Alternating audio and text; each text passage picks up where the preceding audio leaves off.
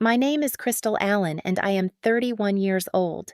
The sentence that ended my relationship with my father arrived at 10:58 p.m. on a Sunday night. I remember the exact time because I stared at the screen long enough for the minutes to feel permanent. 3 words. You are on your own. No explanation. No buildup. No emotion. Just a verdict delivered through a glowing rectangle while I stood barefoot in my kitchen holding a mug of tea that had already gone cold. If you have ever had someone reduce your entire relationship to a sentence, then you know the feeling. It is not loud. It is not dramatic. It is quiet. It is the sound of something finally snapping after years of strain. 6 days later, my father was supposed to get married in a $50,000 ceremony at one of the most expensive venues in the city. 200 guests, a live band, custom floral installations hanging from the ceiling, a curated tasting menu that required imported ingredients. He had been planning it for months like it was his grand reintroduction to the world. A fresh start, a new chapter, a public declaration that he was thriving.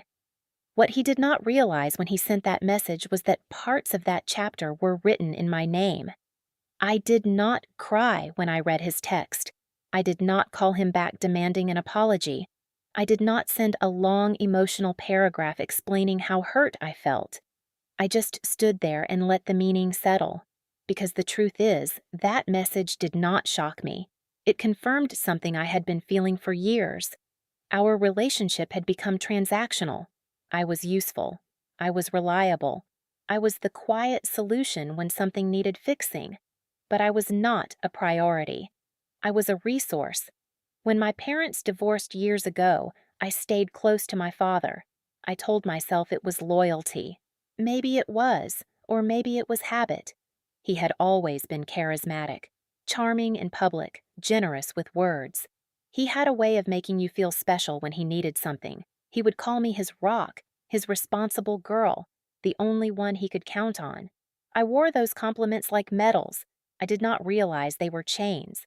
The first time he asked me to co-sign something, it was small, a short-term loan during a business transition. He said it was temporary. He said it would help him rebuild. He said he would handle everything, and for a while he did. Then came another favor. Then access to a joint account for convenience. Then my email added to vendor contacts because it was easier if I could receive updates. Over time, my name became threaded into his financial life so gradually that I did not notice how deep it went. Until that Sunday night. The message sat on my screen. You are on your own. I typed back one word. Understood. Then I put my phone face down and opened my laptop. There is a certain kind of calm that comes when the decision is no longer yours to make. He had drawn the boundary. He had declared independence. All I had to do was respect it. I logged into our shared bank account first, the one we opened years ago during what he called a temporary cash flow issue. I had left a small buffer in it because emergencies were always possible. When the dashboard loaded, my stomach tightened. There were pending transactions scheduled over the next week totaling nearly $48,000. Venue installment, catering balance, floral design deposit, final payment for entertainment, each one tied to wedding contracts. I sat back in my chair and exhaled slowly. He had never directly asked me to fund his wedding. He had framed it differently. He said he was moving money around temporarily. He said he needed flexibility. He said once the business deal closed, everything would be balanced again. I had believed him because that was the pattern. Urgency, assurance, gratitude, repeat. Except this time, there was a new variable. You are on your own. I opened every portal I could think of, credit cards, vendor dashboards, the wedding planner communication thread. My email was listed as secondary contact for the venue. My phone number was attached to the catering account. One of the primary cards on file was linked to the joint account. I had not noticed how integrated I was into this event until I looked carefully. He thought he was cutting me off. He did not realize he had cut himself loose from the very structure holding his plans together. At 8:02 a.m. the next morning, I called the bank. I kept my voice steady and professional. I would like to remove authorized users and freeze outgoing transactions above $500 from this account, effective immediately. Yes, I understand the consequences. Yes, I am certain. Then I called the credit card company. I informed them of disputed charges tied to event vendors. They asked if I believed the transactions were unauthorized. I said they were not approved by me. They initiated a review and temporarily suspended pending payments. Finally, I called the wedding venue. The coordinator answered on the second ring.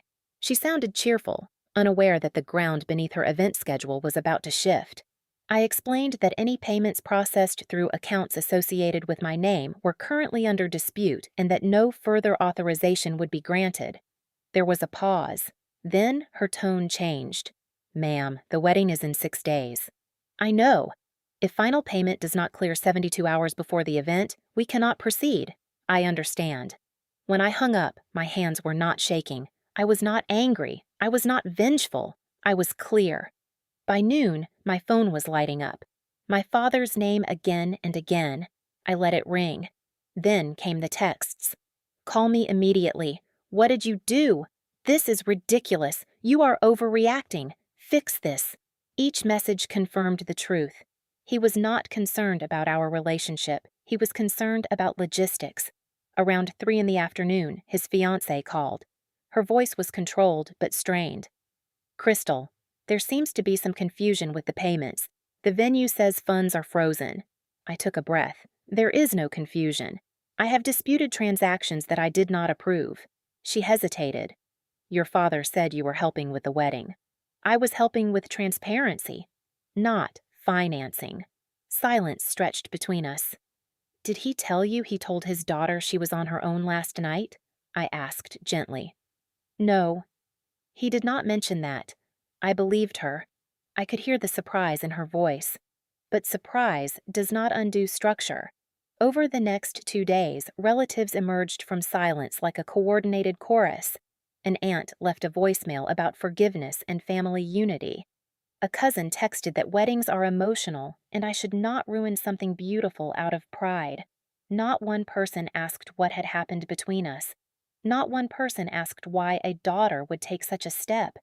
Their focus was the event, the optics, the embarrassment. 3 days before the ceremony, his fiancée showed up at my office unannounced. She was elegant, composed, clearly overwhelmed beneath the surface. She sat across from me and folded her hands like this was a negotiation. "Krystle, we need to resolve this. Guests have flights booked. The vendors are threatening cancellation. This wedding means everything to him." I studied her for a long moment. "Did he tell you he told me I was on my own?" She blinked. "He said you were being dramatic about finances." I opened a folder I had prepared and slid printed statements across the desk. $47,800 scheduled through accounts tied to my name. I did not authorize these. Her expression shifted from frustration to shock. "I did not realize it was structured this way," she whispered. "That is the issue," I replied calmly. "Structure matters." She tried to reason with me.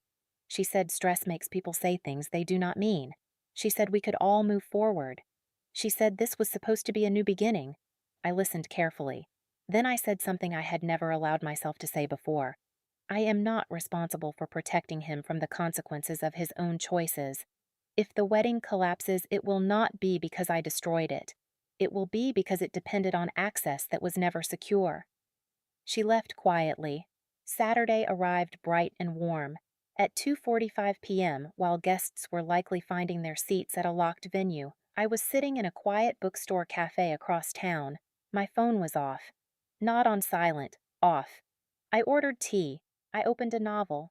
I felt something unfamiliar, lightness. When I turned my phone back on at 6:18 p.m., there were over 60 notifications. The venue had refused to open without confirmed payment. Vendors did not deliver. Guests stood outside reading a printed notice about unforeseen circumstances. My father reportedly attempted to negotiate in the parking lot. The band left. The catering trucks never unloaded. Photographers captured confusion instead of celebration. One message from my aunt read, "I hope you are satisfied. You humiliated him." I typed back one sentence. He humiliated himself when he believed I would always fix what he refused to manage. Then I blocked her number. The following week, a financial mediator contacted me stating my father had entered a debt management program and wished to discuss outstanding disputes. I considered attending. Part of me wanted an apology, acknowledgement, ownership. But I also knew something else. Consequences only teach when they are not softened. I declined politely. It has been 4 months. The wedding never happened. The engagement ended quietly. My father moved to another state. I imagine he tells a different version of events now, one where I was unreasonable, one where stress caused misunderstandings. But the truth remains simple. He told me I was on my own.